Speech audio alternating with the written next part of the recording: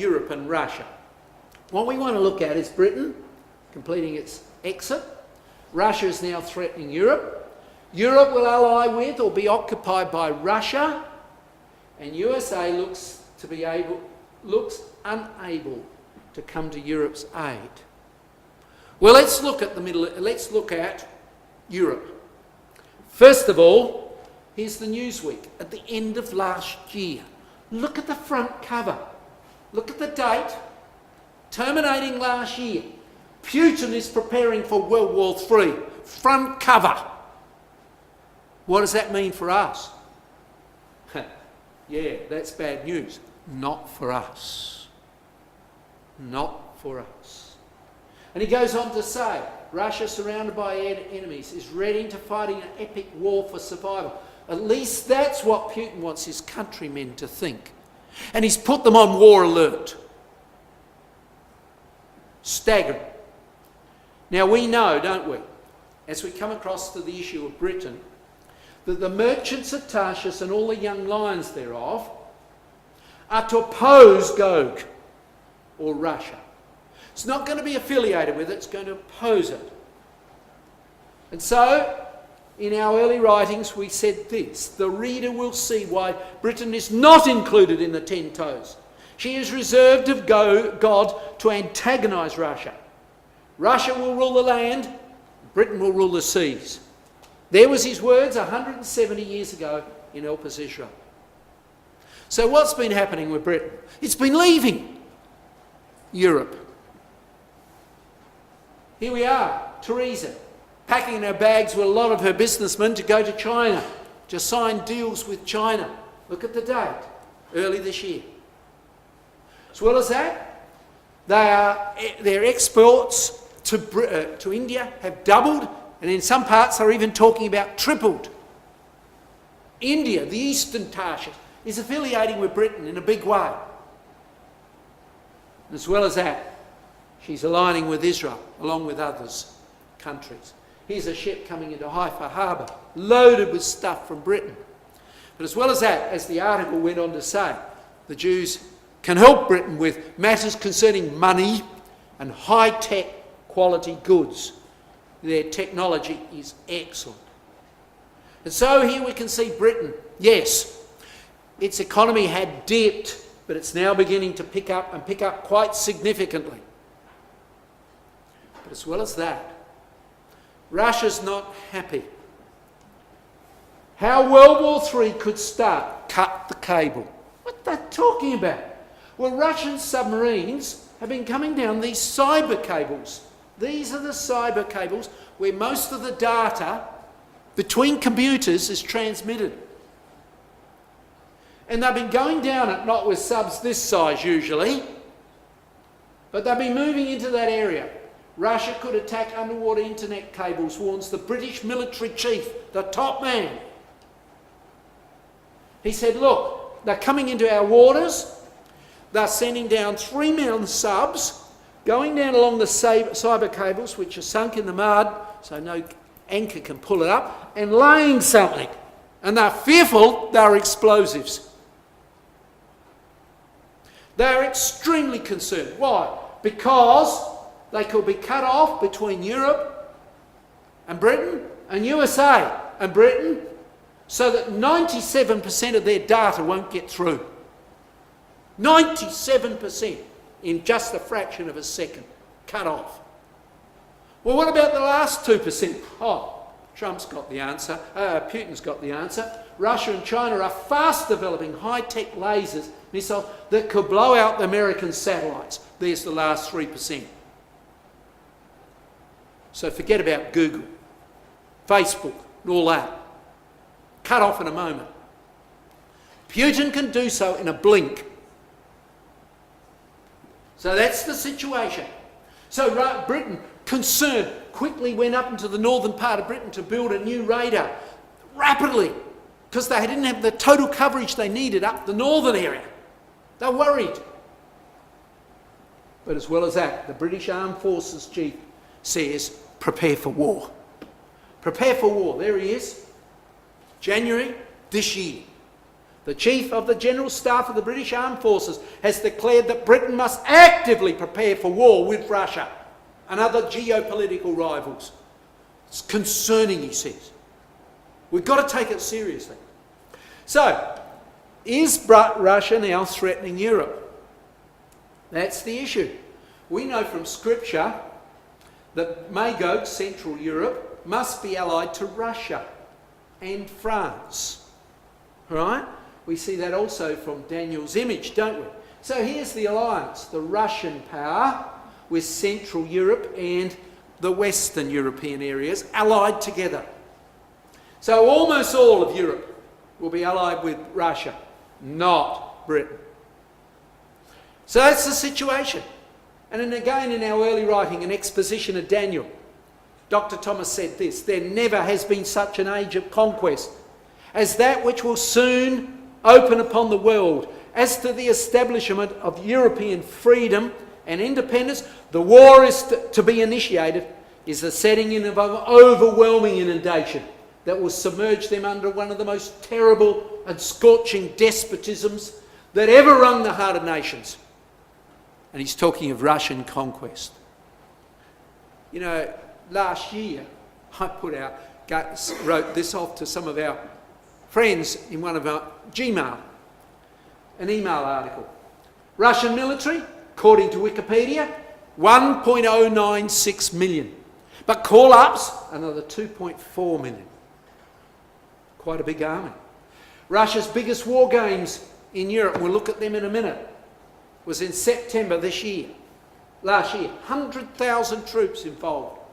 World War III threats, fears Russia won't leave those manoeuvres which are on the borders of Europe. They send huge numbers of ships into the area of the Baltic Ocean.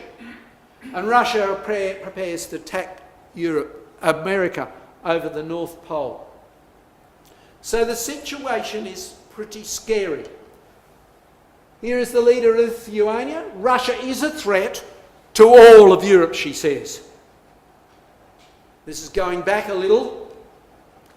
But the NATO boss said the Baltic states would fall in 36 to 60 hours if Russia attacked. Not long. Not long. They'll do it in a puff, so to speak. And one of the other things they've done is brought in close to Europe some new missiles. Putin's pretty pleased about this one. It weighs only 100 tonnes and it has 12 warheads. They're hydrogen bombs.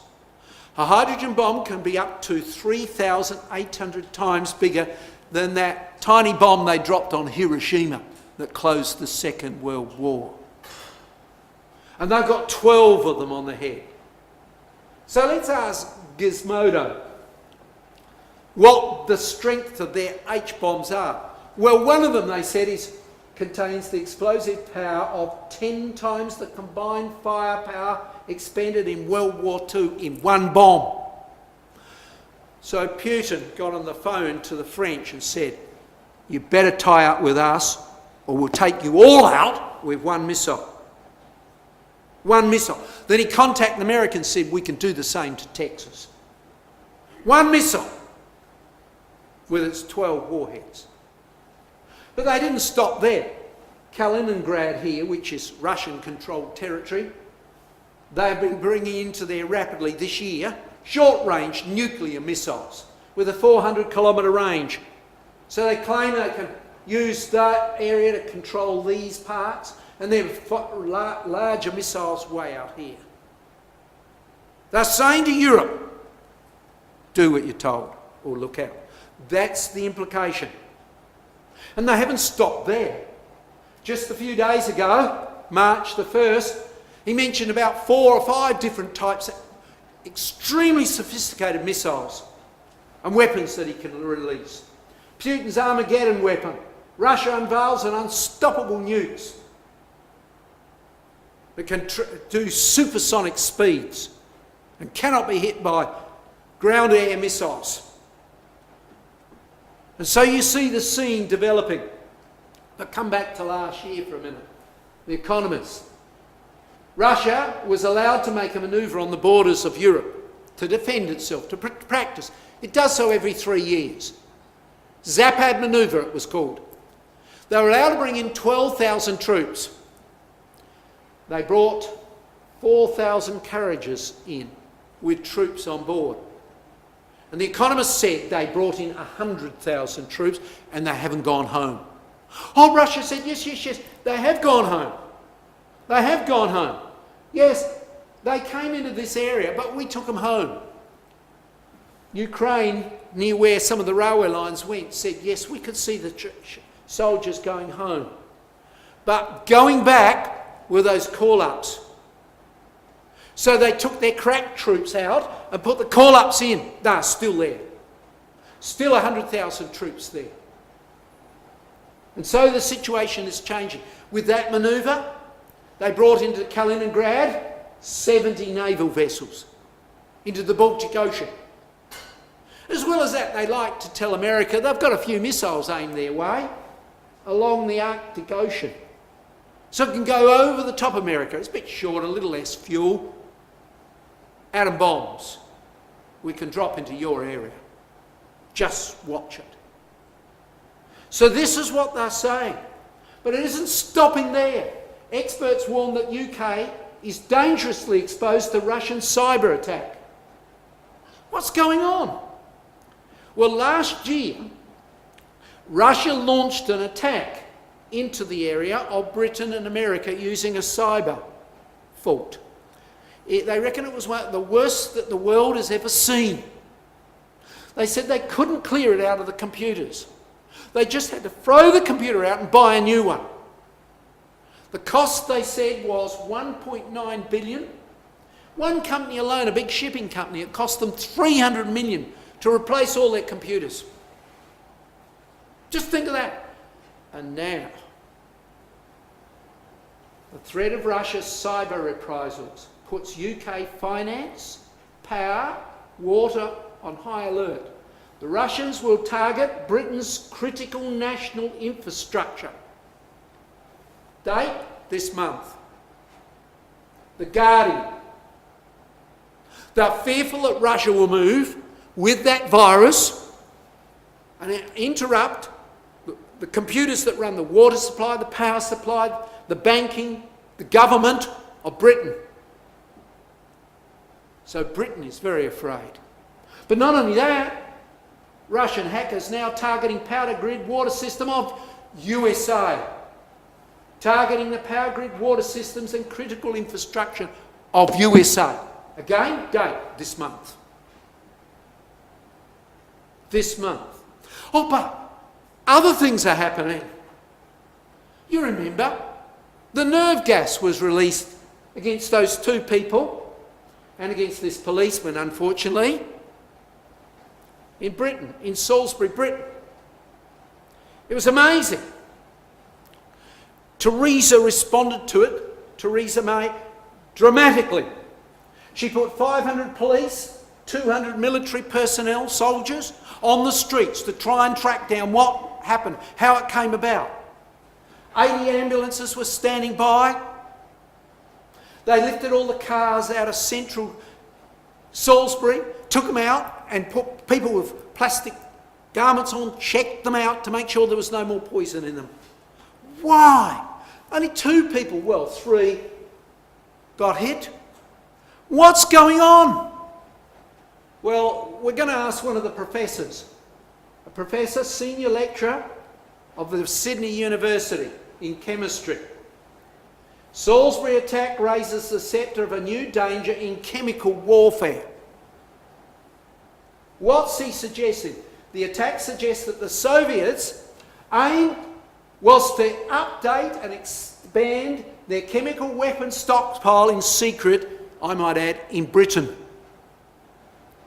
Or they wanted to make a weapon that could be transported across the international borders. So you're an ambassadorial person, you come into Britain, you're not checked out. And you don't have to have much of this to do a horrendous amount of damage. That would allow potentially large amounts of material to be pre-positioned in enemy countries, Britain, America, Europe, prior to the outbreak of war. and dispersed in situ by special forces operating behind the enemy lines. Would you attack Russia, Mrs. Theresa May? Will you come to Europe's aid? You answer that question for me, please.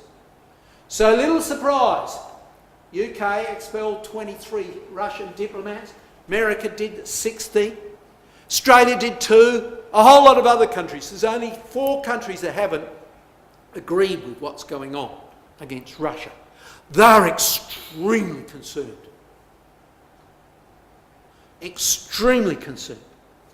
So, when the scripture tells us Russia will ally with or be occupied by Russia, Europe's scared.